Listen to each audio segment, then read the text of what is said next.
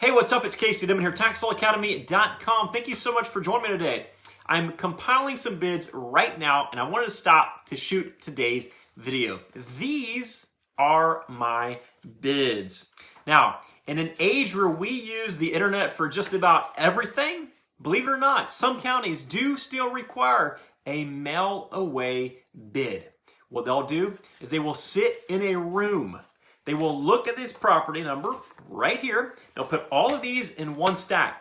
They'll have somebody that goes through every single one, and they'll pull out the highest bid for that property, and that will be the winner. That is how they auction off the properties. So in an age where we use the internet for just about everything nowadays, I don't want you to discount stuff like this. I don't want you to discount mail-away bids. It now seems a little bit unconventional. This used to be the way that many states did it, but a lot of times now we'll just log into our computer and submit a few bids. It's very, very convenient, very easy. These things are a pain in the butt to fill out, and you have to do it exactly the way that they want you to do it. Otherwise, you risk having your bid being considered void. So it takes time, it takes effort. This is not very convenient. What I'll have to do after this, I'll have to seal them all up, I'll have to put them in a large envelope, pay a few dollars, mail it off, and wait for some sort of response. But mail-away bids can actually be very, very beneficial just because people don't want to take the time to do this. The more inconvenient it is, the higher your chances of getting a great property at a low price. If it's easy, if it's convenient, if it's simple, if everybody can do it, guess what? Your competition is probably doing it.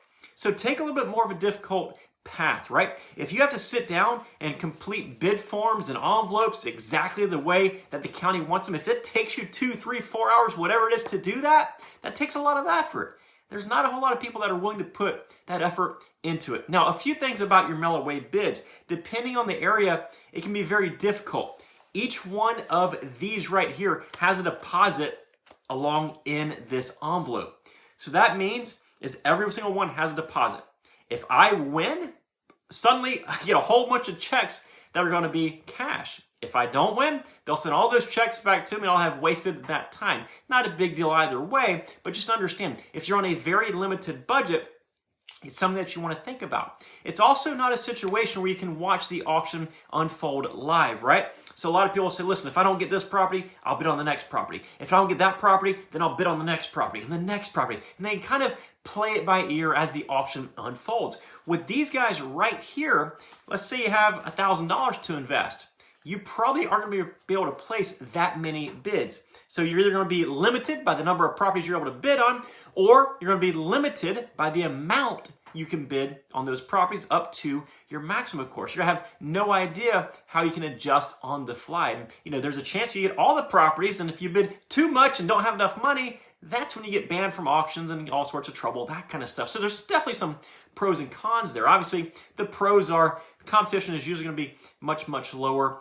And the cons are, when it comes to a situation where you're worried about budgeting and stuff like that. And also, it takes time to mail these off. It's a lot of inconvenience, that kind of thing. But when we mail these off, then they have to go through it, sort all of them and everything else. So it's probably going to be, I think, 30 or 45 days for this specific auction to notify the winning bidders. During that time, you're kind of sitting back and waiting on them to get a hold of you. But do not discount mail-away bids. Yes, a lot of people think it's a thing of the past, and it might just be, but some counties do still offer mail-away bids. When you see them, don't discount them. Take full advantage. Submit your bids off, and you might just be surprised of the results that you get. So I'm going to get back to filling out my bid cards and submitting these and getting these off in the mail. But in the meantime, if you're looking to learn more about investing in tax-defaulted real estate, just head on over to TaxLawAcademy.com, click on join, become a member of our academy. And if you're not quite ready to join, you can grab my free book from that same website, TaxLawAcademy.com. Just cover the nominal shipping costs, and I'll ship you a physical copy of my book.